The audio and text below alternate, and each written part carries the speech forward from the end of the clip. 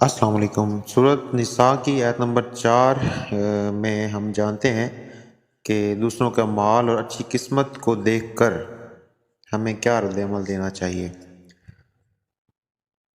تو اور اس چیز کی آرزو نہ کرو جس کے باعث اللہ تعالیٰ نے تم میں سے بعض کو بعض پر بزرگی دی ہے۔ مردوں کا اس میں سے حصہ ہے جو انہوں نے کمایا، اور عورتوں کے لیے ان میں سے حصہ ہے جو انہوں نے کمایا، اور اللہ تعالیٰ اس سے اس کا فضل مانگو، یقیناً اللہ ہر چیز کا جاننے والا ہے۔ بعض خواتین نے اس تمنا کا اظہار کیا تھا کہ اگر وہ مرد ہوتیں تو وہ بھی جہاد وغیرہ میں حصہ لے کر مزید ثواب حاصل کرتیں۔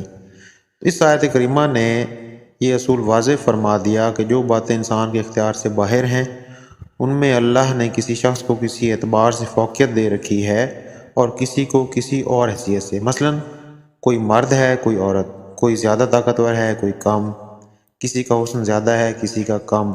یہ چیزیں چونکہ ان کے اختیار میں نہیں، اس لیے ان کی تمنا کرنے سے سوائے حسرت کے اور کوئی فائدہ نہیں ہوتا۔ تو لہٰذا ان چیزوں میں اللہ تعالیٰ کی تقدیر پر راضی رہنا چاہیے۔